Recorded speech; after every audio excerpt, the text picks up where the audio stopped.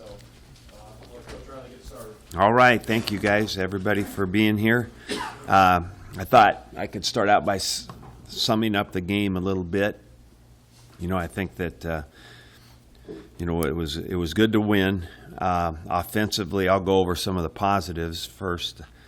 We had 400 yards of offense and ran the ball for 292 yards, no turnovers and no sacks. In the red zone, we were 5 for 5. I think notable players up front were Dylan Utter and Gates. We thought Newby and Ozigbo had good games. Alonzo Moore had some good plays. Defensively, there were some good things there. We gave up one. Their biggest play, I think, was 32 yards, and their next biggest play was a 19-yard scramble, I think, by the quarterback. And then they had an 18-yard pass. So we did a better job, obviously, than almost ever a year ago with big play defense. We had 2 interceptions and 4 sacks. The rushing totals were outstanding for sure. 1.2 average, 31 yards, and they had 274 yards of total offense. Guys that stood out were Dedrick Young and Banderas. Chris Jones had a real solid night. Ross Zuris had a good game. Kevin Maurice. Kalu was really productive. He's a good football player. Plays a couple different spots for us when he goes in at nickel and did a nice job. And Kyron Williams went in for his first start and made some good plays. Special teams, Brad Simpson showed up, played well. He was our top point getter. JoJo Doman, as a freshman, was kind of seamless, as was Lamar Jackson. They went in there, both of them, and did a nice job. Luke McNick made a couple tackles. He's the fullback special teams player this year. Big shoes to fill from Andy, but did a nice job. Chris Weber had a good night. The specialists were solid. Ober had a real quiet night, did a nice job. Drew Brown kicked well. His kickoff's good hang time. We were proud of Caleb Lightbourne. He obviously lots of different emotions going on. I thought he handled the night well. His get-off time was good. He gets a punt hammered, which was not his fault. His times were actually really good. His get-off times were good. And he kept his poise that way, and then we were able to get Spencer Lindsay in and get a couple of plays. Kickoff return part of it, we had, maybe a better looking return than we had all last year, which was encouraging. Trey Bryant did a nice job, had some good blocking. Our kickoff cover was sound. We had, like I said, we had good hang time from Drew if they weren't touchbacks. So we were pleased with that.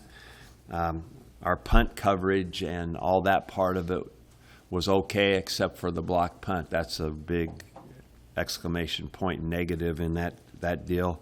And our punt return in general was not good.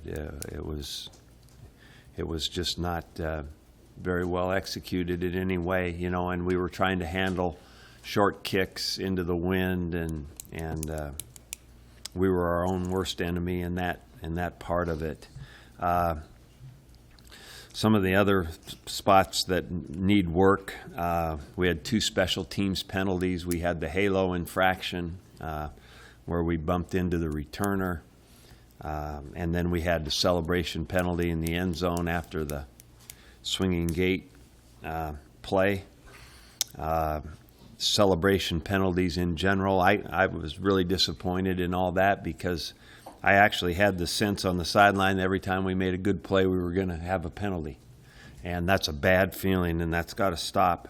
Of course, targeting is a good issue in football, but it's a big penalty. Of course, we lost a player for the game on that call. I think we just have to continue to really learn and coach that thing hard, and players have to be especially aware and smart in those situations. We had a late hit that was totally unnecessary, a penalty on at the end of a play.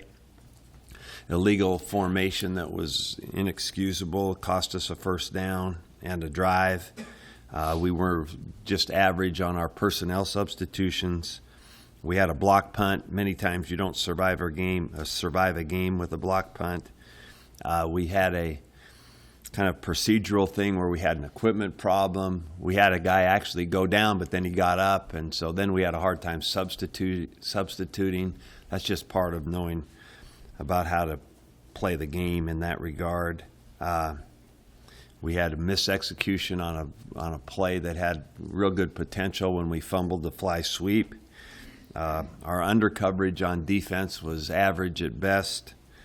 And like I said, we did not handle the short punts very well in the ball game and the execution of that. What should have been an advantage for us in that situation, just fair catching the ball and having about a 30-yard net on the play, turned into a kind of a scary play every time. Looked like a cartoon, us trying to get out of the way of the ball. So that's kind of a summary of that ball game. Looking forward now to Wyoming. You all probably, some of you know Craig Bowl. He's done an outstanding job in coaching. He'll do a great job at Wyoming. They had a good, solid win against a good team the other night, and so we're looking forward to the beginning of the preparation for this game and improving. Which we have to do in some areas. We obviously did not have anywhere near, we like the rushing yards obviously, but we didn't have anywhere near the balance that we'll need as we go forward in the passing game. And Wyoming, they have some notable players for them. Defensive end 91 is very quick. 7 and 45 are good linebackers that we've already noted. Their two safeties are good players. I think the number 28 was a freshman All-American a year ago, good player. They play a 4-3 defense, lots of pressure and blitzes against Northern Illinois last week, more than they showed a year ago. And so with that, we get a lot of man-to-man or 3-deep type coverages. Offensively, they've been historically at North Dakota State and at Wyoming a run action team. They have a real good runner, number 5, Hill. Quarterback is very strong arm, big guy, 6'5". I guess I haven't seen the whole film yet. I guess he scrambled for the winning score the other night in overtime for a touchdown. 83 is a good receiver for him. Number 4 is a fast guy they run the fly sweep with. They get good plays out of him. They have 2 good returners. Their kick returner, number 7, and their punt returner, number 25, both had returns for touchdowns that were called back. So we're talking about very capable people there. Good, consistent punter, and we don't know much about the kicker. His first game was last week. So with that, I'll open it up. Anybody got anything? Mike, in all the games that you've coached, have you ever had only 13 pass attempts in a game? The last time I remember that was when I was the quarterback. That would have been a big, big number. And the coach was smart. I couldn't throw very well. But no, that's been a while. Pretty unusual. Like I said, that we will need more than that, and more effectiveness there. Offensively, we have to have a little bit of balance for sure that way. How's that work, Mike? I mean, were you talking to Danny about that during the game? Well, we didn't in the flow of the game, Steve. We didn't have a conversation about let's throw more, but we got into that mode where we were most of the time, especially as it got going, running pretty effectively, and so. That was probably, as we went through it, the thought that this is how we're going to win this game. And, I think that the thing that for sure will be an emphasis is the ability now to be able to blend it better than that. How do you feel having Langsworth and Cav went up in the box this time? I think particularly good with Danny. Everything there was pretty smooth. I think that part of it was good. I'm not sure yet about Cav. I haven't even talked to them about this, but I've been thinking about it. May want him on the sideline. Mike, when the bowl game last year, you guys went through 19 times. Yeah. And ran the bowl so well, that was really celebrated, it seemed like. Yeah. But that's different this time, huh? Well, no, I don't think it's really different, Eric. I think that we want to run the ball effectively. It felt different than the bowl game in that what we did looked better than what we did the other night in the passing game. That's the best way to say it. Had we looked sharper, I might be all right with how many times we threw. But I think that not yet having looked crisp in the passing game in a game which we've only had one still means we have to prove we can do that with better consistency, look better. That's probably the best way to say it. When we threw against UCLA, it was pretty effective, good percentages. It felt a lot better, even though there was only 6 more attempts, I suppose. It just felt better. It didn't feel that way to me the other night. Hey, Mike, the explosive runs from the backs really weren't there. I think we had maybe nothing Yeah. over 20. What did you see from that? Were backs just maybe they had to make a guy miss, or was the blocking down the field not there for them to kind of take a run longer? We thought the backs played well, and I think that what we missed a couple times that could have been longer, maybe touchdown runs for sure, was some blocking by the receivers. And those blocks at the end of the play like that are the touchdown blocks. So we were not necessarily pleased with that. Mike, do you stick with Sam Foltz as left guard, or what's your thought? At this point, we have not had a sit-down personnel discussion because this is the players' day off today, so we'll do that today. My feeling after watching the film is Sam did a very nice job in the game, and so as we go forward, if anything, we'll look more at continued rotation of people, which we haven't always done. Like to think about something like that more with Corey, because we'd like to get him going. But I thought Sam did a nice job in the game. Rotate with Tanner. Yeah, how about Tanner and David? Rotate with Tanner. Corey could be Tanner, could be Sam. Corey has played tackle, guard, and a little center, so he's pretty versatile. We won't rotate him at all those places, but a spot to play him, some could be in the works. Fresno tested Lamar Jackson a lot. How do you think he held up for a first game, and how that experience can help him going forward, just getting that under his belt? I thought it was good for him. And I don't think he shied away from anything. I thought he played pretty darn aggressively and confidently, made a nice tackle, had nice coverage on a fade ball that was nicely placed, and they made a good play. They hit a touchdown pass on him on a play-action slant. Could have got a hand on it. Was in pretty good shape to get a hand on the ball. But really kept competing, did not seem phased at all, which I appreciate a lot. Gary coming back, does Aaron Williams just slide into that nickel, or how does that setup kind of work now? Well, we're going to have to talk about that because we like Lamar Jackson on the field, and I think he's going to do nothing but this. He's going to grow. So how we do that, the good thing is that we played with a group last night, had a new starter in Kyron, and a new starter on the nickel team with Lamar.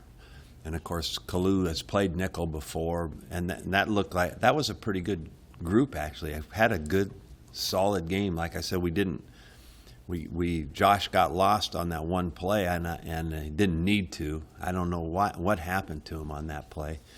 But that was their longest gain of the night. But that group played pretty well, and now we'll get Nate back, and we're going to probably get Antonio Reed back. And so he's another good player. So all of a sudden we've got more parts to live with here, and that should obviously help us.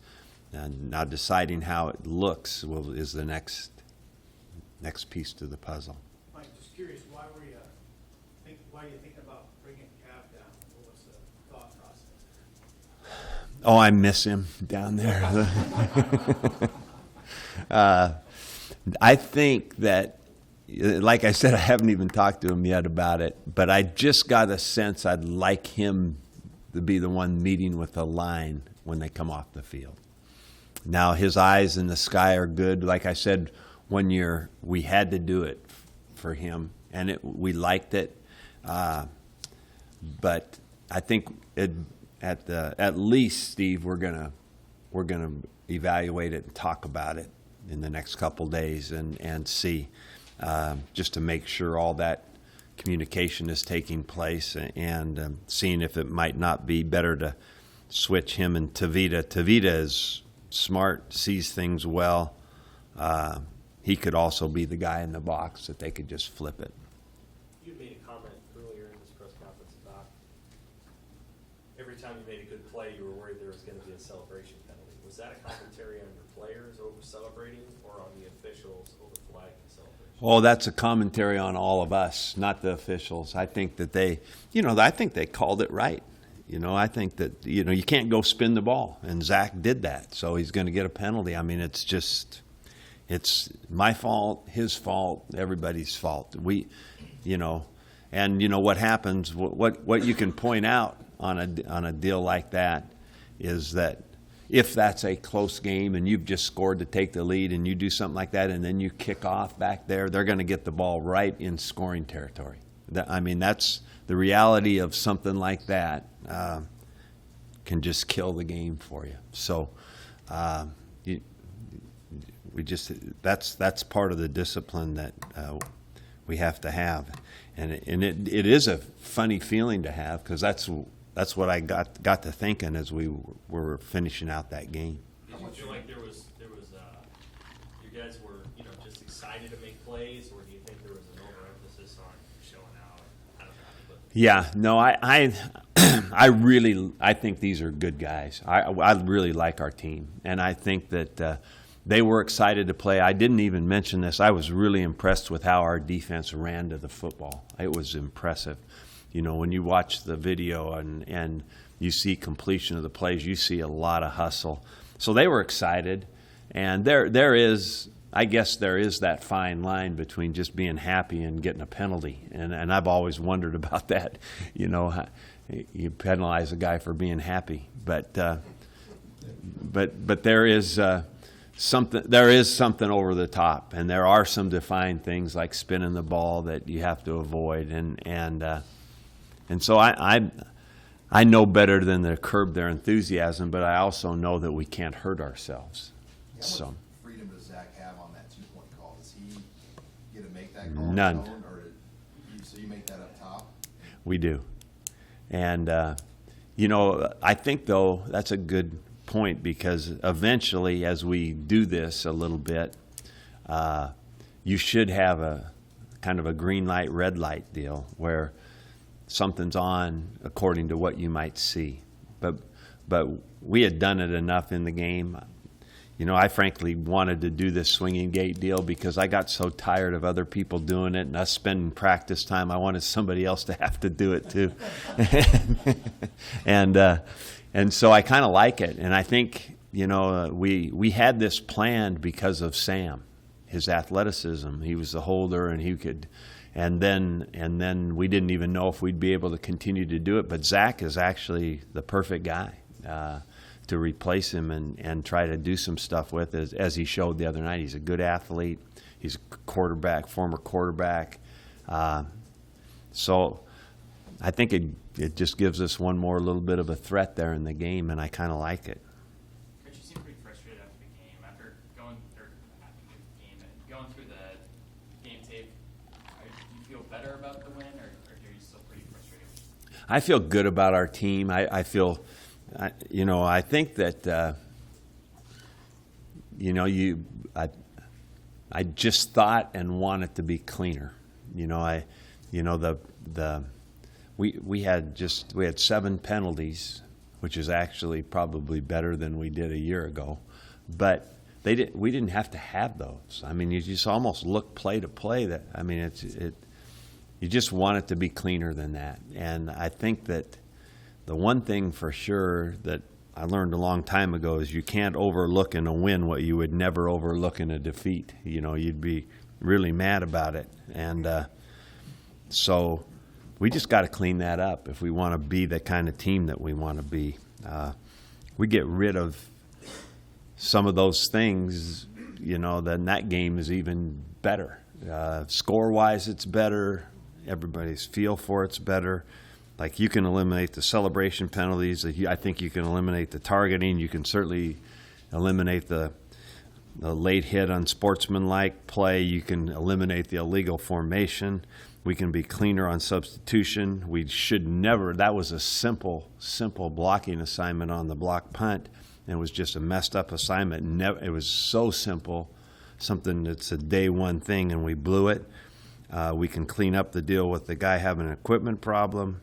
We got to execute better on the fly sweep. We can improve the under coverage on the defense, and we can certainly look better on a punt return than we did the other night. So those are real deals that, you know, as we go on in this season, those all cost you the game. You sound more upset about it. Is that fair? Huh? You sound more upset about those things this year. Is that fair? Well, it probably is, because we've been here a year, and these are the kinds of things that I didn't want it to look like that, right? And none of us did. So now we just go back and try to make it better. You just wanted it better on the very first day. How did they reflect about how things went with honoring Sam Foltz? What are your thoughts about just how Saturday night went, how that maybe affected the team to some degree, and kind of like how you guys keep him in your hearts going forward? Well, I think that it was handled perfectly by Nebraska, by our fans. I applaud Fresno for how they handled it. Tim DeRuiter and his group, you know, he was aware of what we were going to do, and I thought it was all, that part of it was good. Going forward, as I've said, you know, we needed to do that right away in the first game. It was just, nobody could have done without that. I don't think our fans could have done without it. The Foltz family, our team, everybody associated in the whole state probably. We had to do that, and that doesn't mean that our memories and thoughts won't continue. We'll always remember who Sam was and what he brought, and use him as a continued great example for Nebraska football. So I think that part of it's ongoing forever, and we can only look back and be thankful for that time and what he brought. And like I said, I think that for everybody that was just necessary, and I thought our folks put that together real well. Bruce mentioned after the game Saturday he didn't want to rush Pearson L back too quickly. Yeah. That punt return. What specific things does he kind of need to improve on, or what needs to happen for him to get back out there? Brian, I think we just need to get him in there. You know, I think we just need to, you know, the other night was one of those nights where I've already described what that thing looked like, so it wasn't going to be pretty, but, you know, he is a weapon there, and we just need to get him going with it, and I'm going to talk to him about that this week. Did you sense the team had the same vibe as you after the game? I mean, for college guys, they win by 33, you might be kind of satisfied, or how do you think they took the game themselves? Well, I think they were happy, and I think that they should be happy. I think that, you know, I pointed out all these same things to them yesterday that I just told you about, and that you know, and basically pose the question, who do we want to be? You know, because these things will get you beat. So I think it's a pretty mature group, actually, and it's a good group of guys, and I think they should be happy. And really after the game, I want them to feel good about winning the game. I don't want to take that part away at all. I don't think they should go out of the locker room after winning a game unhappy.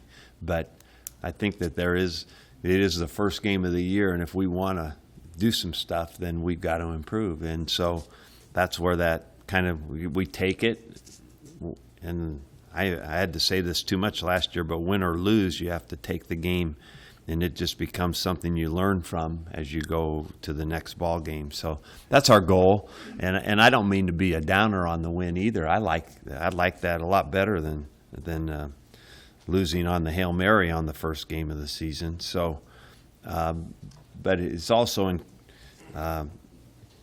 encouraging to know I think we can fix this stuff, obviously, and improve some other parts and be better for it. You perceive that Wyoming's receivers are going to be tough to cover because of their size. Yeah, I think that they. I have a sense. I know the job Craig will do there, and so I know they're being put in a foundation that is growing to be a good football team, and you can sense that in their recruiting. As I talked to all the coaches, offense, defense, special teams, it was almost uniform that in describing Wyoming that they're well coached. I mean, and I talked to them separately. So, that's kind of pervading, is that the right word, theme, as you look at it. This is a team that's going to be on the rise. They already started out with a nice win, and he's young in his time there at Wyoming, so we expect a good football team that's well coached coming in here. How much of a chip on their shoulder could they have? You got a coach that was fired at Nebraska. You got a lot of players on that team that maybe got passed over by Nebraska. So for them, this is a game that it's obviously going to maybe need a little bit more. Yeah, I suppose so. I can't speak for any of them. I've known Craig for years, and we're on that board together, so I see him quite often, and frankly, his memories of Nebraska are really, really good. I mean, he's proud of his time here, but I don't know, and the recruiting part of it, I'm sure enters into somebody's mind. Every time you play somebody, like Fresno or like Wyoming, I know those guys because I had kind of some of the same deal at Oregon State, right? I mean, they do have a little bit of a chip on their shoulder about. So when our guys used to play SC, they're fired up to do that, So this is a big game for them, but it also should be for us. I know it's Mike, on the lower end of the what does it football. mean to have Nate Gary back this week? It'll be great to have Nate back. It'll be great to have Brandon Riley back. And then, like I said, we'll get Antonio Reed back. So we should get some more good pieces here. You're upset about those hits that your players have been penalized and ejected for. You had a one-on-one talk with Nate about this, because since his history with this? Yeah, I don't know that we have talked. I talked to the group in general about it, and I don't. I didn't mention anything during camp or anything to Nate about it, but it is something that is a continual message to the team about the fact that this is a focus and an emphasis by the officials, and for a good reason.